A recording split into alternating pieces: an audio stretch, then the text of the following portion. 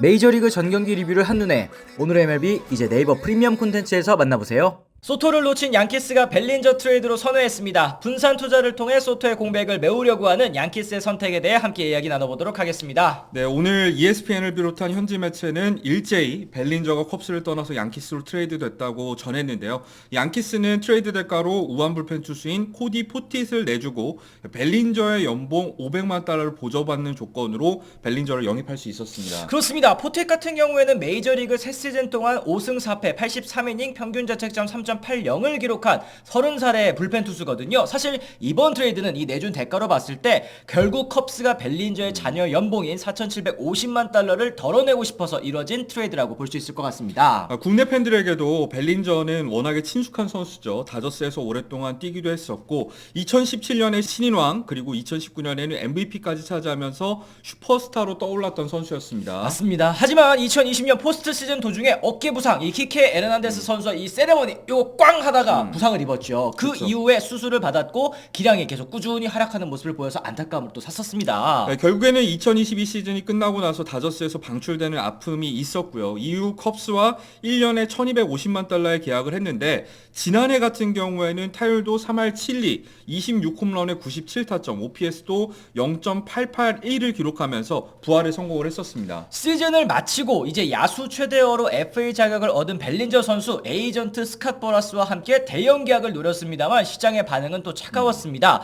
과거 47홈런을 때려냈을 때와는 또 달라진 타격 스타일과 2021년 그리고 2022년 두 시즌 동안 보여줬었던 이 파멸적인 저점 때문에 이 FA를 앞두고 거둔 성적이 플루크가 아니냐라는 의견들이 굉장히 또 많았었거든요. 결국 벨린저는 원하는 계약을 따내지 못하고 컵스와 매년 옵트아웃을 포함한 3년에 8천만 달러 계약을 맺었는데요. 하지만 후반기 맹활약을 통해서 이 옵트아웃을 통해서 5년에 1억 8,200만 달러를 따낸 이 스넬이라던가 이런 성공적인 선수들과는 달리 벨린저 같은 경우에는 달랐습니다.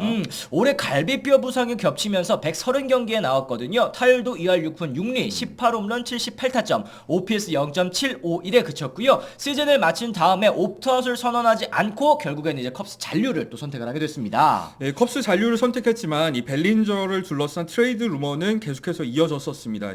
이 컵스 같은 경우에는 벨린저가 뛰는 이 중견수 포지션에 피터 크로우 암스트롱이라는 이 수비력 좋은 유망주가 이 새롭게 등장을 했고요. 1루 같은 경우에는 올해 가능성을 드러낸 좌타 거포 마이클 부시가 있었기 때문입니다. 맞습니다. 여기에 컵스는 최근 휴스턴으로부터 FA까지 1년 남은 좌타 외야수 카일 터커 선수 영입에 또 성공을 했고요. 덩달아서 최근 4.7세 기준선까지 넘어선 컵스 연봉적인 측면에서나 이 쓰임새 측면에서나 벨린저의 필요성 느끼지 못했기 때문에 이번 트레이드가 또 이뤄졌다고 볼 수 있겠습니다. 네, 하지만 벨린저는 컵스와는 달리 양키스에는 꼭 필요한 영입이었다는 생각이 드는데요. FA 시장에 나간 소토가 매치와 15년에 7억 6,500만 달러. 지금도 믿기지 않네.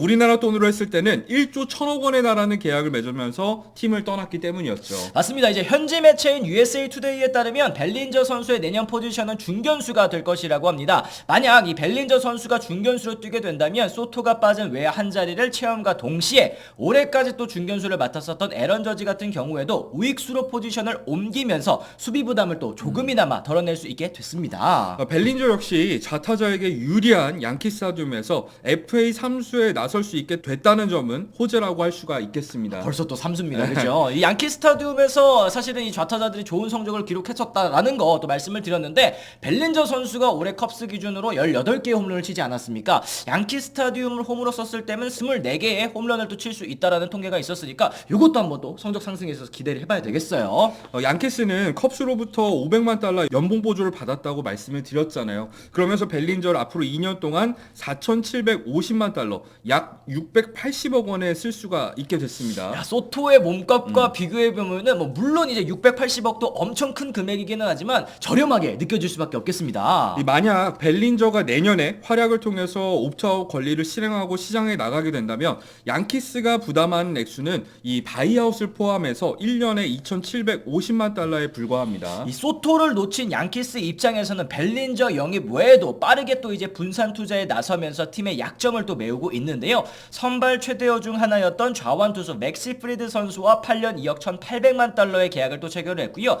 프리드 영입으로 자리를 잃은 선발 네스터 코르테스, 이제 유망주와 묶어서 미러키의 특급 마무리 데빈 윌리엄스를 영입하는 데 또 성공을 했습니다. 네, 그러면서 내년에 연봉 기준으로 했을 때는 2,500만 달러를 받는 벨린저, 그리고 2,725만 달러를 받는 프리드, 770만 달러를 받을 것으로 예상이 되는 윌리엄스까지 3명의 선수가 받는 금액은 거의 6천만 달러에 달하는 상황이에요. 그렇습니다. 일단 뭐 연평균 금액으로 따졌을 때 이 단기적인 지출에서는 양키스도 굉장히 또 많은 돈을 쓴다고 볼 수 있을 것 같은데요. 이 세 선수가 올해 기록한 승리 기여도의 합산이 6.4승이었습니다. 반면 소토 선수는 이것보다는 더 좋은 성적을 또 남겼었단 말이죠. 그렇죠. 연평균 금액으로 따졌을 때 소토의 계약은 5,100만 달러인데 올해 이 소토가 기록한 WAR이 8.1승을 기록했으니까 이 단기적으로 봤을 때 아직 소토의 공백을 메우기 위해서는 양키스의 보강이 더 필요하다는 것을 알 수가 있을 것 같습니다. 그렇습니다. 어쨌든 지금 소토를 놓친 상황에서 양키스가 이렇게 저렇게 이 전력 보강에 나서는 건 정말 뭐 좋은 일이기는 하겠습니다만 이렇게 분산 투자하는 거 좀 어떻게 생각하시는지도 좀 궁금합니다. 사실 소토의 계약이 만약에 실패로 돌아갔을 경우에 굉장히 리스크가 큰 대형 계약이잖아요. 그런 측면에서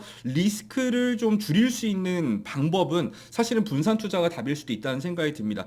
다만 여태까지 영입한 선수들의 이 세 선수의 WAR 합계보다 이 소토가 훨씬 더 높은 WAR을 기록하기도 했었고, 이 트레이드를 통해서 이 팀을 떠나게 된 네스터 코르테스, 사실 지난해 팬그래프 기준으로 했을 때 WAR이 3.1승이거든요. 거기다가 뭐 클레이 홈스 같은 경우에도 이 매치로 떠나게 됐고, 이런 사실 소토 외에도 올해 끝으로 양키스를 떠난 선수들이 생각보다 많아요. 그렇죠. 토레스 선수도 있고. 그렇죠. 글레이버 토레스 같은 경우에도 물론 양키스 팬들이 싫어하긴 하지만 1.7승의 WAR을 기록했는데 이런 공백들을 메우기 위해서는 앞으로 추가적인 보강은 필수라고 보입니다. 그렇습니다. 거기에다가 양키스가 팬그래프 기준으로 내년 예상되는 그 연봉 총액이 2억 9,100만 달러에 달한다고 하는데요. 이 4차 사치세 기준선 기준으로 3억 100만 달러까지 1,000만 달러밖에 쓸 수 있는 그 여유가 없는 상황이기 때문에 아마 양키스 내년에도 4차 사치세 돌파하면서 돈은 돈대로 쓰면서 어느 정도 좀 정력을 유지해야 되는 그런 어려운 고민을 또 안게 되겠습니다. 그렇죠. 양키스 같은 경우에는 벨린저를 중견수로 쓴다고 그랬잖아요. 그렇기 때문에 1루수 보강을 현재 노리고 있는 상황이라고 합니다. 시장에 나가 있는 1루수 중에서 가장 주목받고 있는 선수는 역시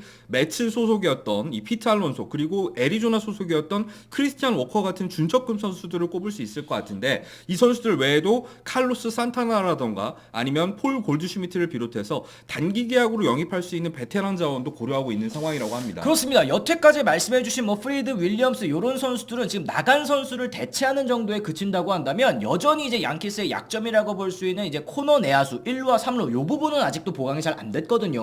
이런 부분을 또 양키스가 어떻게 잘 영입할 수 있을지 좀 앞으로 지켜봐야 될 것 같고요. 소토 하나를 잡는 대신 분산 투자를 선택한 거 어떤 결과를 보일지도 관심이 또 모아지고 있습니다. 여러분들께서도 이 소토, 이 놓친 양키스가 여러 가지 움직임 보이는 거 또 좋게 생각하시는 분들도 많이 있을 것 같아요. 송곤영 위원님도 굉장히 또 높게 평가하셨던 걸로 기억을 하는데 여러분들의 의견도 궁금합니다. 댓글을 통해서도 남겨주시면 좋겠고요. 오늘 저희 영상 유익하다고 느끼셨다면 좋아요, 구독, 알림 설정까지 꼭 부탁을 드리도록 하겠습니다. 저희는 또 다른 소식과 함께 다시 돌아오도록 하겠습니다. 지금까지 시청해주신 분들 모두 감사합니다. 고맙습니다.